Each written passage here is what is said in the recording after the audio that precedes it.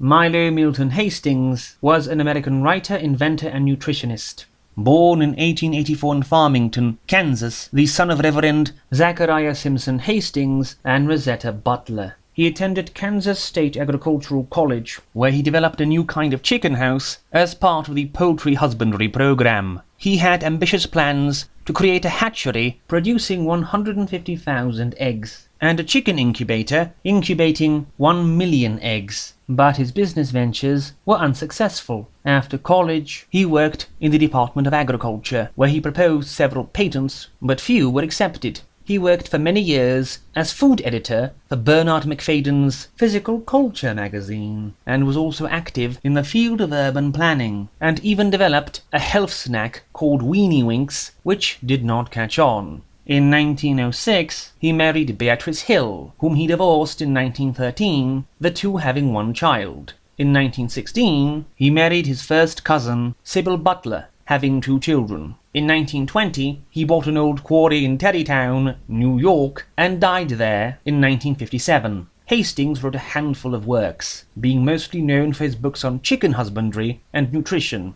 In 1920, he would publish what would become his most famous work, later retitled to City of Endless Night. The novel was written immediately after the end of World War I, and it reflects anti-German and anti-Hohenzollern attitudes of the day. The story begins in the 22nd century, when the entire world had, following a series of wars, been united into a single world state, all but one lone spot, containing the subterranean city of Berlin, the last remnant of Germany. For decades, this embattled remainder of the German nation remains defiant, yet continuously watched and besieged due to the fear of them launching another military campaign with the help of their special invention, a science ray, being a terribly destructive weapon, but only for about 2,000 meters. Thusly, the bunker surrounding Berlin is continuously bombed to keep them underground. In 2151, as part of his scientific pursuits, the narrator sets up his laboratory quite close to the bunker near the abandoned potash mines of Stassfurt. However, when making his way through the caves, he stumbles upon a dead man named Karl Armstadt, very reminiscent of himself appearance-wise, and finds in his pocket a private diary.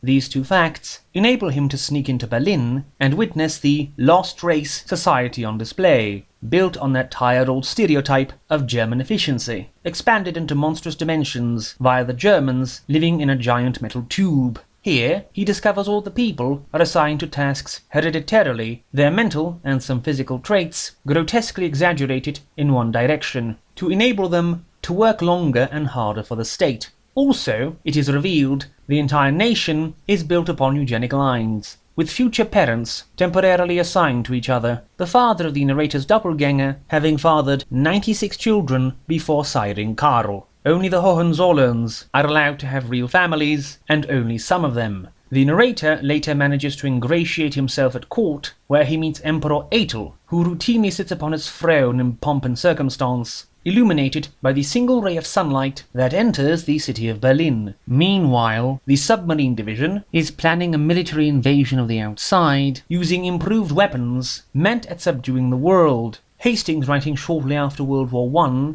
at points predates German attitudes before World War II. Not just the eugenics, but the desire of a certain German authority figure to make the, quote, breeding of lesser races stop. Hastings also had predicted a war between America and Japan in his novel In the Clutch of the War God, so this was not the first such instance of his seeming prescience. The conflict, in order to subdue Germany and save the world state, however, is only between the lower figures of the government and Karl, as the emperor barely appears in the story. The story is quite interesting, and certainly unique, in what it does to achieve a dystopian, quasi-lost race society. It could have used more detail, as the setting is very unique, but what is there is very good.